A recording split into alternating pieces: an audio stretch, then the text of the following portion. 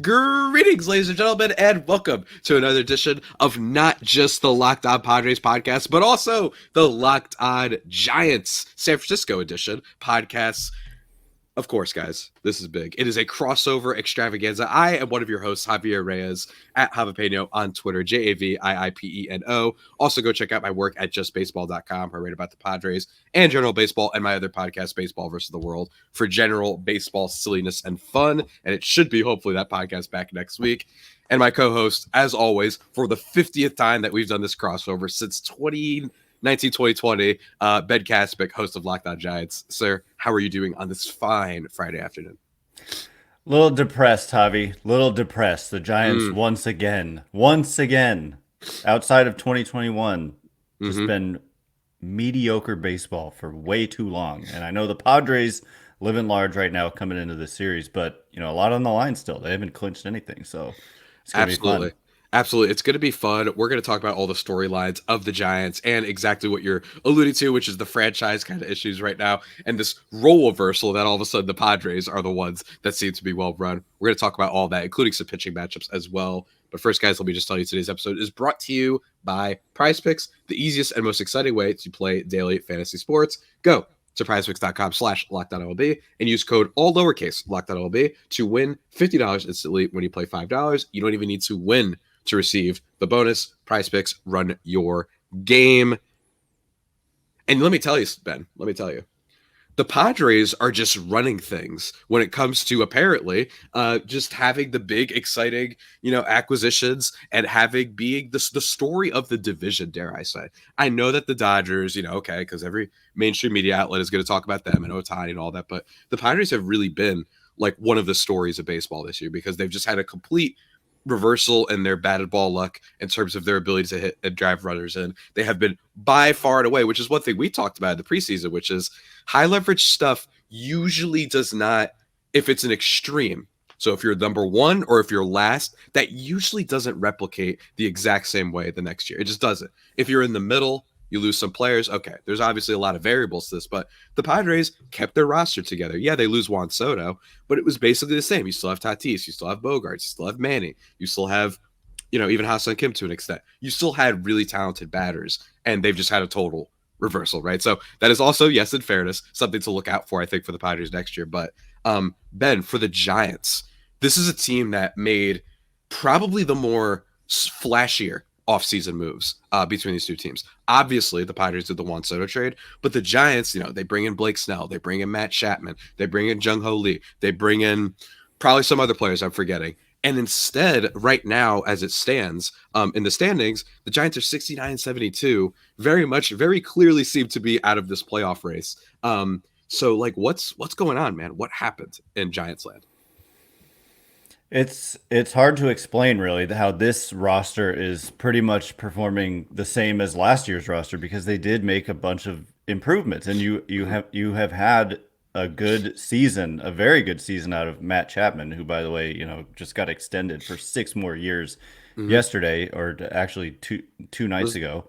2 nights ago, yeah. Yeah, and Blake Snell, who obviously Padres fans are familiar with, he did miss like 2 months, two separate Mm-hmm. 1 month stints on the IL, and was horrible for like a few starts in between, and then has been amazing since July, um, outside of a 1 inning start yesterday. But anyway, it's hard to explain. Lately, they have just been horrendous hitting in clutch situations. So that's funny that you brought that up. Mm-hmm. However, they showed this on like Giants broadcasts a lot, that like going back a couple months, basically, they've been like the worst team hitting in those clutch situations. And yet their record over that span is actually over 500. And so it's kind of Mm-hmm. weird. Like they've like 21-17 or something, while being the worst team hitting with runners in scoring position during that span. So that's Mm-hmm. weird. Um, I think the pitching has kind of picked it up over that span. But honestly, looking at the numbers and just kind of trying to figure out what's gone wrong, lately run scoring has been an issue, but overall, they have like their earned run average as a team is 420, and that ranks 21st in baseball. And when you play at Oracle Park, half the time, you just can't be. And when you have Logan Webb, Blake Snell, and then Robbie Ray has come back, and we just Mhm. thought that pitching would be a strength for this team, but that you can't be 21st and play in one of the more pitcher friendly ballparks. And that to me has been the biggest issue for them, has actually been run prevention and not run scoring. Yeah, and and just to give some context, the Padres first this year in high leverage situations, according to Fangraphs, in WRC plus 150, and then the second closest is the Twins at 123. So just Padres fans, keep an eye on that. And then the Giants, they're 26 with an 85 WRC plus. So that kind of explains some part of how just vastly different these two teams are. But you bring up the signings and whatnot. In fairness, the Jung Ho Lee injury has been completely forgotten about. I mean, I almost forgot about it until I brought it up that they acquired him this season. So it feels like that some things didn't go their way. I don't know, necessarily what. I don't know how to describe the Snell situation, but in the sense of this is a guy who's always been a ramp up dude, always. So I don't understand why people were freaking out that he was not freaking out that he was bad, but they were like, "Yep, I told you last year was a fluke." It's like, no, it's just that he needs ramp up time, right? And if he's golden the whole way, he would to Cy Young, which is just that's why I think he's such a fascinating pitcher, where he's always going to be solid, in overall value, because he will give you the great starts, but he's going to be so bad for a little bit that he's not going to be able to be an ace for a little bit at a time. But I think that the Giants are just in a really weird spot. The Padres haven't played them in a while, and I think that with the Matt Chapman extension, that's really interesting. I got to ask you, what what is what's the plan here with the Giants? And I ask that in the sense of not just, oh, we need to, win, obviously. But you look at what they've done, and they had the 2021 season, which is becoming more and more of this as big of an anomaly we've ever seen, basically, at least Yeah. in the modern era. Just all these older players, obviously Buster Posey, guys like that. That was a surprise. But yeah, Darren Ruff, you had all that sort of stuff like just break through, and they haven't been able to tap into that again. And I do want to ask you another question about Snell, but why do you think that is? What's going on, Ben? What's going on? What's the current state of the Giants exactly right now? Well, that's what we're all trying to figure out, and I think the front office is trying to figure it out too, and they haven't been able to Mm, because you look at the last, this they had they had a major change firing their president of baseball operations in after the 2018 season, and so now this is the sixth season under this front office, which is led by Farhan Zaidi, who came over from being the general manager of the Dodgers. And so there were high expectations. Some people were not a fan of, the analytics, blah, blah, blah, blah, blah. But like you're talking the GM of the Dodgers, who, the Dodgers are obviously consistently excellent, at least in the regular season. hmm Um, and yet, so I'm talking, the 2021 season, like you said, looks like a huge outlier. 2022, 2023, 2024, years 4, 5, and 6 under this regime. You hmm would think by that point they would have been able to turn things around because when he took over, it was not a good situation. It was an expensive and bad team. It was an expensive team with a lot of big underwater contracts. And anyway, now the roster has been completely turned over. So there's no excuses anymore. And the results in years 4, 5, and 6, there's something like 5, 6 games under 500 combined in the last hmm 3 seasons. One 500 finish in 2022, exactly 500, and then under 500 a little bit last year, and then under 500 a little bit right now this year with 21 games left. And so yeah, the plan is to try to win, but they just haven't been able to do it. I think there's been a lack of bold moves. They've made hmm efforts. They did agree to a $350 million deal with Carlos Correa. They hmm went after Aaron Judge. They went after Shohei Ohtani. They went after Bryce Harper even in 2019. hmm Landing any of those guys can make a huge difference. But, the Padres, meanwhile, they're able to make, like, if we've said this before, but if you kind of combine some of what the Padres do with some of what the Giants have done well, like hmm finding guys like Lamont Wade, um, Mike Yastrzemski, some of not like complementary players, but then you hmm add that to what the Padres have been able to do. Really, they haven't developed enough impact talent. that's kind of been the main issue is that they haven't drafted and developed impact talent. A young player coming up like a Tatis, just Hmm. and then this year with Jackson Merrill, guys like Yeah. that Hmm. make just such a huge difference. And then you add a signing like a Manny Machado and a Xander Bogaerts and stuff like Hmm. that.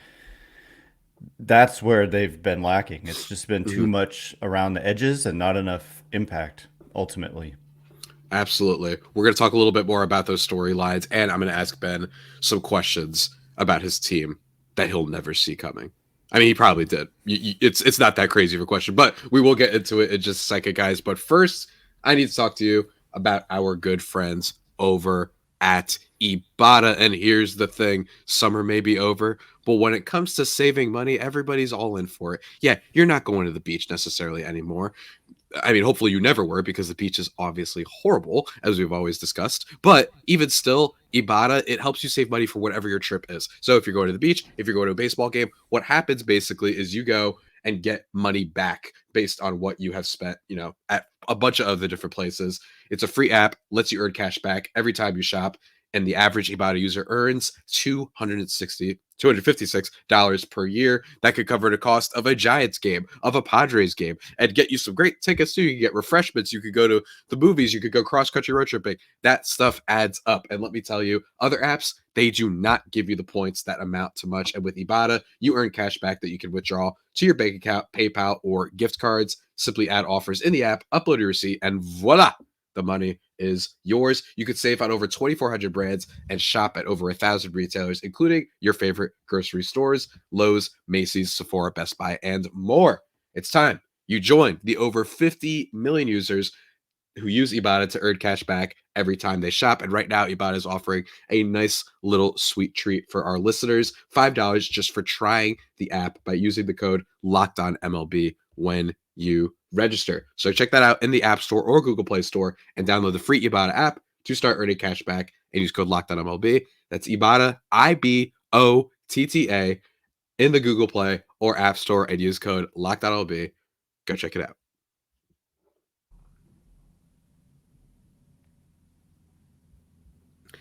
And just like that, everybody, we are back. It's segment number 2, thriving and vibing, as always, on the Locked On Padres and Locked On Giants podcasts. With the Giants, Ben, I, I mean, you know what? Let me just start with this. Should they have traded Blake Snell at the deadline?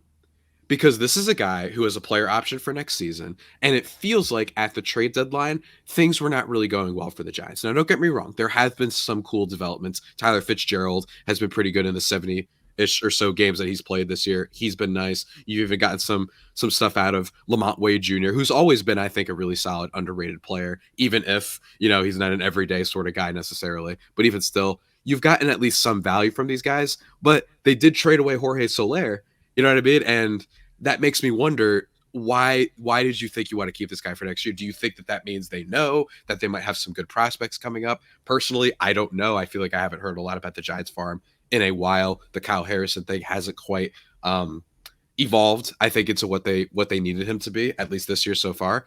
What is kind of the thinking there? Do you think they should have traded him or not? Well, I think with the benefit of hindsight, it's a clear yes that Mm, they should have traded him because at this point, Fangraphs has their playoff odds at 0.1%. And I've been on record saying that even that feels a little bit generous, like because they pretty much need to win out, which, mm-hmm, what are the 21 and 0, 20 and 1, like something like that, just mm-hmm, to get to like upper 80s slash 90 wins. So knowing now what we know, which is that they haven't played great in, since the trade deadline, then it's an easy yes because he's going to opt out and mm-hmm. you can't give him the qualifying offer. I yeah, the Padres must have given it to him last year. Yeah, they did. Um, and but when I look back at what were the standings at the deadline, I'm looking at the standings on July 31st, which must include because the deadline was on the 30th, I think. So they were just 5 games back. And when I say just, that's pretty significant, actually. So, um, yeah, looking back on it, at the same time, I understood like they had committed a lot to this year's roster, Mhm, and they felt like, Robbie Ray had just come back. mhm, Logan Webb was pitching well. Blake Snell was pitching great. All of a sudden, you've got those three guys. Jorge Soler, he wasn't doing great, and he hasn't done great in Atlanta either. And so I think that was more about the Braves were willing to take that contract, which had 2 more years on it. And I think the Giants were just like, we want to, we're going to jump at the opportunity to get rid of this contract, and that they can, try to spend that money elsewhere in the offseason. But at the time, it was kind of a tough call. And then, they did talk about how the offers that were being made weren't necessarily these like impact, like one prospect who's like an impact, prospect, like I don't know, I don't want to say Jackson Holiday or something like that, mhm, because maybe that's totally unrealistic, but it was mhm, more like a package of like five prospects that mhm, isn't necessarily having that one headliner. That's what the Giants, president of baseball operations said they were getting in terms of offers on Snell, and that it wasn't worth it to them to make mhm. that move. And so at the same time, this is what I'm saying. Like they kind of don't make that move, and it's never really worked out for them. They've been non-aggressive, and it hasn't Yeah. worked out. And so, yeah, I think there's a case to be made for sure that they should have moved Snell. Yeah, I am just totally on the side of they should have moved him. I think this guy would have been an awesome trade deadline piece because everybody knew he's done the ramp up. We're good, and I think you could use that for leverage. Yes, it's possible he'd be a rental, most likely opting out after this year. But even still, I just don't know exactly what's going on with the Giants. And for you to trade away Jorge Soler, who you had signed to a deal, it's just like it's almost like you're half giving up. And to me, you never want to be in a position where the Padres were in this position not too long ago, where granted they did, similar to the Giants, they didn't like go crazy and trade away their assets and capital in order to still compete last year. But Josh Hader, I think, is the perfect comparison right here because electric player, don't get me wrong. And then what happened? He was basically a moot point. It didn't matter in the second half. Not only on top of, he had some weirdness with not wanting to pitch all the time, but even still, that was clearly a mistake. And you probably could have gotten at least maybe one top 100 guy. Does that mean that I think that player is going to be amazing? No, but it's about asset accumulation. And to me, this has been a Giants front office that's just been very inconsistent. Yes, they've been a little bit unlucky. That is fair. And no, it's not because of the dumb narratives out there about San Francisco, the city. It's just they've been a little bit unlucky in the sense that the Correa situation happened, in the sense that Aaron Judge really did just want to stay with the Yankees, even though the Giants were ready to just throw the bag at him. Same thing for the Padres, too.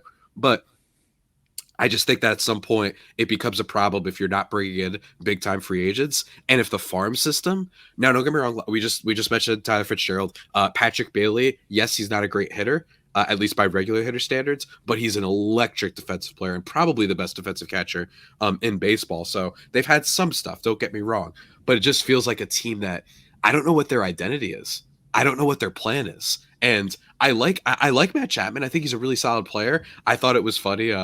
People were kind of roasting him a little bit when he said, "Yeah, I've talked to players like people want to come to San Francisco," and it's like, okay, this is the Giants are becoming. For any of my NBA fans out there, the New York Knicks for a long time, they were always talking about how they want to save New York, right? And they want to do this, and they have cap space. And then nothing ever materialized, right? They ended up making their team better through a bunch of other different reasons, but they were never able to swing into all these big fish. And it feels like the Giants have been in that position for a while. And not to mention, that's really just annoying as a fan to be like, you keep telling us that something's coming and we're going to make a splash and we don't. And then you could have gotten something for Blake Snell and you did it. And then on top of that, this is just a team that I just I forgot my point over the course of this, but I just really think that they are just in a not an awful spot. They're not in an awful spot, but it just feels like the fans are growing a little bit tired. And if 2021 doesn't happen, does Farhan Zaidi even have a job still? Maybe not. And not to mention all the weird like the PA announcer, that person getting left off and then signing Snell the same day as if you wanted people not to pay attention. I think the Giants fans are paying attention. I think they're realizing that this team, it's just not as well structured as it was before. And I think that conventional wisdom And the standard has usually been the Giants. They're a great org. They're really smart. You know who else had that standard for a while? The St. Louis Cardinals. You know who low key stinks and has been horrible at developing talent for a while? The St. Louis Cardinals. So I am fearful that the Giants are heading towards that road where they're just kind of not what they used to be as an organization. I think that's fair. I mean, that's a good comparison. I think the Cardinals although the Cardinals, they've stuck with their longtime, Yeah, Mazalek and they haven't even tried. They were how long? Both you and I feel like talked about like I think they need a pitcher, and the Cardinals were like, no, we're just gonna roll into the playoffs with Adam Wainwright at 44 years old, and then they finally signed a pitcher, and everyone's like, yeah, you should have done that. We've been waiting. It's like I literally checked the stats like recently where that team. It's like yeah, for like 4 to 6 years now, it's been like go sign a pitcher, and they were like Steven Matz. Yeah. And it's like, what are you doing? At least the Giants try. So I would tell that to fans and say, at least there's a semblance of the reason we're not getting players isn't because we don't want to sign some players. It's because it's hard to attract them. We don't have the full funds right now. While the Cardinals are like, I don't know. I think our owner wants another Maserati or something. So Yeah. And one other thing I want to add is that you mentioned Tyler Fitzgerald, and I think correctly so, but also Elliot Ramos has had a breakout yes. season for them. And so you've got a couple of, rookies who I think Ramos is technically not a rookie, but he's just 24 and he's had a big year for them. And so you've suddenly got Elliot Ramos in the outfield. You've got Jung-Hoo Lee coming back. You've got Tyler Fitzgerald, so that's two young players having a breakout season. Jung-Hoo Lee is a young player. He's only 25 years old right now, I think. Maybe he just turned 26. And we haven't seen yet what he can really do. There were flashes of it this year, but he got hurt pretty early on. And also Patrick Bailey, like you mentioned. And so there are, some pieces there with Bailey, Ramos, Fitzgerald, Lee, and Chapman. There are some young guys, and then a Logan Webb. That's a great piece signed for 4 more seasons after this year. And then Robbie Ray has an opt out, and he can be electric. We've seen he's currently on the IL, but and then they just don't have a ton of salary commitments. So once again, they're going to enter the offseason with the ability to have to go spend some money. And Ha-Seong Kim is out there. Yep. It's assuming the mutual option doesn't happen, which those never do. Best friends with Jung-Hoo Lee, and so there's decent. He's an attractive piece for a team like the Giants.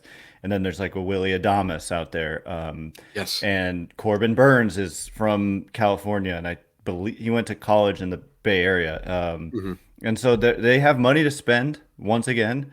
But I think the biggest development of the year has been the breakout seasons for Ramos and Fitzgerald. It's just a matter of can they continue to do that? And can they have a big off season and just kind of try again? And again, I just want to reemphasize Jorge Soler wasn't good. Yeah. I think that was more about like this team is willing to take that whole contract away from us. Like let's just get it wasn't like he was great and they sold. It was more like the Braves took the whole contract, and I think the Giants just couldn't turn that down because he just wasn't really that good. And he hasn't been very good for Atlanta either. Yeah.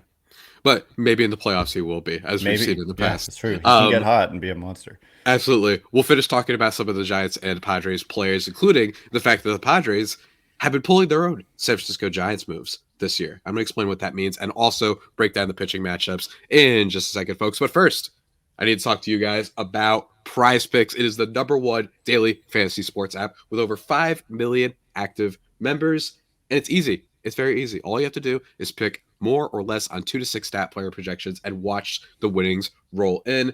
And you guys might have heard the NFL season is back, and they've got, oh man, brace yourselves for this one, folks, a great promotion. 1 passing yard from Caleb Williams gets you 1 win on Prize Picks every week in September. That's right, only 1 yard. For my non-football folk, which if you're in the United States, frankly, I don't know how you, even if you don't like football, know how it works, but 1 yard is basically nothing. So it's practically an automatic win every football weekend in September. 4 weeks of free W's. You don't want to miss out. You can 100 times your money using Prize Picks with as little as 4 correct picks. It's the best way to get in on the action. And also in others, it's available in most states, including California, Texas, and Georgia. And they've got all these community tabs if you want to play with MMA champ Sugar Sean O'Malley, Drewski, Joe Budden. They're part of this bad boy too, and they're part of the Prize Picks community. So you're gonna want to check that out, guys. It is fan flippin' tastic. Download the Prize Picks app today and use code LOCKEDONMLB and get $50 instantly when you play $5. So check that out. The Caleb Williams thing and this thing that I just mentioned to you, they are giving you all the promotions out here. That's code LOCKEDONMLB on Prize Picks to get $50 instantly when you play $5. You don't even need to win to get the bonus. It's guaranteed. Prize Picks, run your game.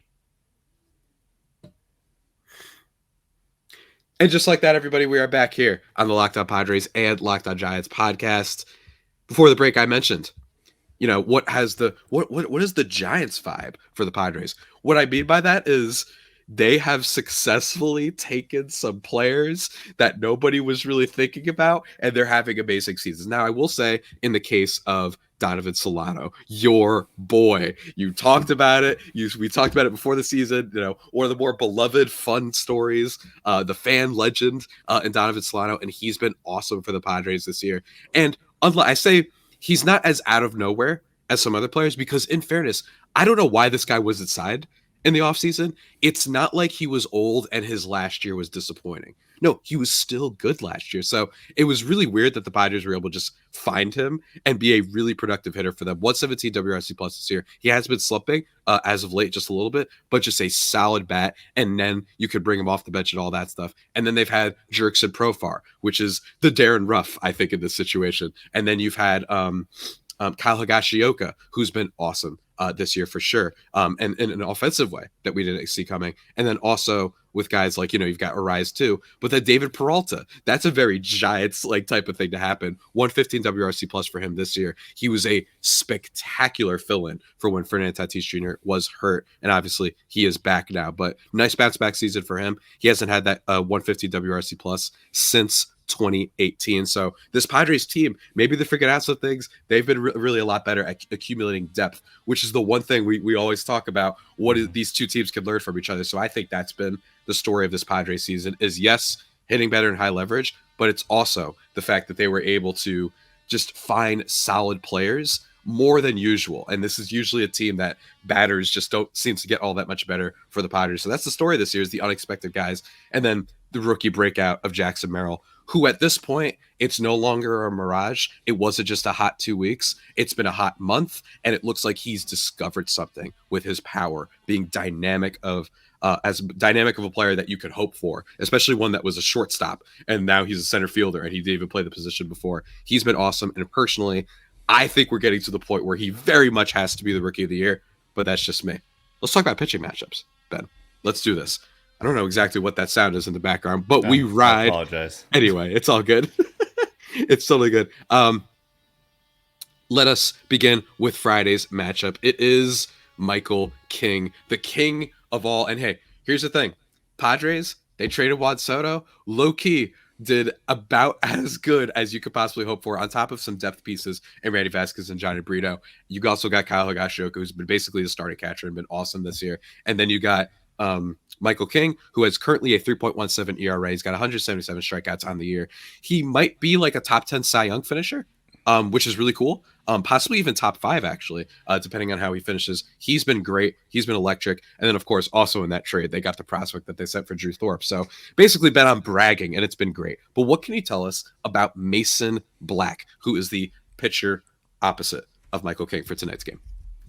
Well, I can tell you that he is a rookie, and the numbers aren't going to look good if you just check out his performance at the major league level in 5 games this year. He's got a 7.45 ERA, expected ERA, and again, I apologize for the buzzsaw outside. 7.61 expected ERA. Not sure I said that, but they're high on this guy, and I can see why. He's got kind of a funky low 3/4 arm slot, which gives him a lot of like sinking movement on his fastball.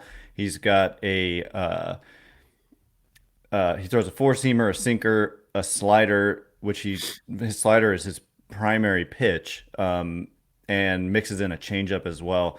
So his last outing was actually quite solid. There was like an error committed behind it. I call it an error, but it wasn't Mhm, ruled an error, and then a home run followed. But other than that, he went 5 innings, no walks, 6 strikeouts. It was against the Marlins, granted, 4 hits. But that was his first outing in the major league since May, and so mhm, he's kind of come back and they're quite high on him. And so, the Padres could rough him up. I wouldn't be surprised if they rough him up, and I also mhm. wouldn't be surprised if he gives them, 5 solid innings. Yeah. We love that. We love to hear that, because I like that you acknowledge that he's going to be absolutely obliterated tonight. Unfortunately for him, if he was a lefty, ask him to change to just being a lefty for one day, and you might actually be able to hit this Padres lineup. It's still very good. Don't get me wrong; they have improved their numbers against lefties, but that is something to watch out for the Padres. Is they've made less than remarkable starting pitchers who are lefties look very, very good at times this year. So not an advantage for the Giants, it seems. But Michael King, that is a great matchup. I'm really curious to see how he goes. This is a guy who has all the strikeout potential in the world, and he started awful for the beginning of the year. Could not stop giving up home runs. Ever since then, been a lot better. Just as a pitcher overall, his pitch usage has balanced out. It used to be all over the place. He didn't know, probably because he was just transitioning into being a full time starter for the first time. So he's been great. Saturday's matchup is one to watch, folks. This is, if you're just a fan of baseball, if you don't care, if you're a Giants fan who's like, you know what, we're not making the playoffs, I don't want to watch, you might want to watch this game. It is Logan Webb versus Dylan Cease. Dylan Cease for the Padres, 12-10 record on the year, which is like, it's just funny because it just shows you, one, that wins don't matter, but it's just like, this has been a team that very bizarrely doesn't always perform offensively for Dylan Cease. Granted, though, he's been a little bit of a tale of two cities this year. Great pitcher, don't get me wrong, and as automatic with his 200 innings as you can ask for. He's been good for a long time, great strikeout rate, but it's been a little bit up and down. We have to see. He might be ready to go into the ace Dylan Cease mode just based on his, past few starts. He's given up a few runs in his last ones, but as you might have heard, threw a no hitter last month. That was awesome, or 2 months ago, I guess, at this point. It was basically untouchable that whole July. That was great. And then in August has been good, but not great. So maybe he's ready to go back into ace mode. We're going to have to see. He's the type of guy that you don't know exactly which version of him you're going to get, even though whatever version is probably going to be good. You just don't know exactly what. And then Logan Webb. Logan Webb is like, I'm going to use another football analogy. He's like the Mike Evans of ace pitchers in Major League Baseball. What I mean by that is you're in your draft, you're talking about ace level pitchers. No one's ever the most excited to be like, I got Logan Webb. Is he just as good as a lot of these other guys? Yeah, because this is a dude who has had like basically good numbers ever since 2021. He had a 3.03 ERA that year. And if you look at FIP, he has not had a FIP greater than 3.16 over these last few years. That is outstanding. A little bit of an indictment on the Giants defense, but yes, he doesn't get a lot of strikeouts, and he is a maddening pitcher to watch. This is a guy that toys with you. And that's why I kind of enjoy him. He's the baseball hipster fan favorite, but Logan Webb, how has it been like having him on the Giants this season? Feels like the one bright spot you can always rely on. Yeah, just steady Eddie. Kind of reminds me of like Matt Cain of Mm, his heyday, just in terms of the demeanor and not always gonna wow you with, never gonna wow you really with like strikeout stuff necessarily, but heavy ground ball rate, like hmm one of the best, if Yeah. not the best, year in and year out. So the ball's on the ground. Another reason Matt Chapman has a lot of value to the Giants because of the defense. But yeah, it's great. He's had a little bit of an inconsistent season. He's been really dominant in terms hmm of like preventing runs, and then he's had some stretches where he's allowed quite a few runs, including hmm his last outing against the Marlins. I think he gave up 5 in 5 innings or so. And so hmm it's been a little bit inconsistent. I think the ERA is a little higher than it's been in some other recent seasons, but at the end of the day, like he's just about as reliable as it gets. And he's an innings eater. Like Yeah. hmm he's if not leading the league, he's up there every year. Every single year. And low key, look, the Giants, we have some questions about the front office. An amazing contract, but dare I say a steal. 5 years, 90 million. Obviously, that's not no Trump change, but for you to get that, this is a guy to me that should be costing like a 5 years, 150. That's what I thought Logan Webb would go for. Because if Robbie Ray's going to go for that much, then yeah, Logan Webb would. But you know, That's where we are. So that is one good thing going for the Giants. And then the last pitching matchup of the series, Joe Musgrove versus Kyle Harrison. Intriguing if you're sickos like us, right? For the Padres' perspective, Musgrove, he looks like he's fully back. He looks like he's fully back. Yes, he wasn't amazing in every single start since he came back, the August 18th start against the Rockies, but in my opinion, whatever. At Colorado is always weird. But last start, 6 innings, no earned runs, 8 strikeouts, and highest velocity of the season. That's what makes me think he is back. He's had a very tumultuous season. So I'd like to see it again and hopefully, be more confident that this guy can be what we hope he can be for this playoff rotation in the Padres. And I think that he's shown he's absolutely capable of that. So that's going to be a lot of fun. But it looks like Joe Musgrove's back. It is not good to look at his ERA and all that stuff. All the numbers have been off because he clearly was just completely debilitated at the beginning of the year. Injuries, all that sort of stuff. So I would not, if I'm a Giants fan, look at that. I think is the usual Musgrove from years past that you'll be facing. And then there's Kyle Harrison, who it feels like the Giants needed a little bit more from him this year, or at least wanted maybe more from him this year. And instead, he seems like he's just been your average rookie, or it's like has shown some promise and whatnot. But what can you tell us about him? Yeah, first and foremost, he just turned 23, and so this is a young pitcher, and he's had some starts where he's been dominant, and overall, before the last couple, he was overall kind of major league average, and being 22 years old for most of the season, he just turned 23. But in his last two starts, 7 1/3, 11 runs allowed, and so that's kind of blown things up a little bit, including his most recent outing, 2 2/3, 6 earned runs. Just got hit around by the D-backs, and then previously got hit around by the Marlins. Or excuse me, that's not the Marlins, the Brewers. And so, anyway, last two starts have been rough. His fastball is normally a really good pitch, and I believe it's been getting hit around a little bit lately. So he could be a guy, honestly, that they like shut down just to protect him, and because he's reached already a high career high in innings, and he's struggling right now, and so they could possibly call someone up to make that start, given this team appears almost certainly headed nowhere. So I wouldn't be shocked if he actually doesn't even make that start. We'll see. Yeah, I mean, this is just what happens sometimes. Not everybody can have a Jackson Merrill like rookie season. It happens. We are all mortal, I guess, but still looking forward to seeing whatever happens in that matchup and whatever happens in this series. It's always fun playing the Giants as a division rivalry, even though it's a friendly rivalry. I really don't have any beef. We've always said this. It's not the same. It's Dodgers. It really is. We all need to team up the way like you're I playing Super know. Smash Brothers with your friends, and you realize your one friend has 3 stocks left, so you have to go after them. That's what people should be doing. You know what I mean? That's how we feel about the Dodgers and stuff. Yeah. But as always, Ben, it is a delight. If you'd like to plug anything for the good people out there, go ahead. I always say I know, no. When I know. Do you have anything I to like plug? I'm doing like, this. no. I know. I I'm feel like on it's a good Twitter. bit at this point. Yeah. Yeah, I'm on Twitter at Ben Kaspick, Kaspick, and that's really the only. I'm active there, so follow me there. And what about you? Where can my listeners find you? And what do you do? Absolutely. At Javapeno, Javiiipeno on Twitter, where I tweet about a bunch of things, mostly the Padres, but go check that out. Been a lot of fun over there. And then also check out at LO_Padres for updates on the show. I am finally overcoming my sickness that kept me on the IL, the 10-day IL, last week especially. I'm still a little bit rough around the edges, I guess, right now, but look forward to that next week. Going to be doing a mailbag and, of course, diving deep into whatever happens in this playoff race. Maybe can they win the division still? Is it possible? It's possible. I don't know if it can happen, but that is one thing to look out for. It's going to be a really fun finish the season for the Padres. So go check that out, and of course follow Ben too. And can the Giants play spoiler? That's kind of where they're I at know, right right? now. Yeah, It's I like know. can they I know. spoil? Because it's close. Like with the Braves and the Mets, kind of. You got the Mets playing well and creeping up on the D-backs and Padres. So Yeah, that's what the seriously. Giants are playing for, is to spoil some parties here. We'll have to see, man. I mean, the Mets have the MVP of baseball this season, so we're gonna have to see how Your that boy. pans out. Yeah, right. At least in my opinion, no bias whatsoever. Everyone, go check that out. Until next time, stay faithful, my Fire Faithful homies, and stay gregarious, my Giants homies. I don't know why that's always the word that comes to mind, but stay care, guys. Enjoy the series.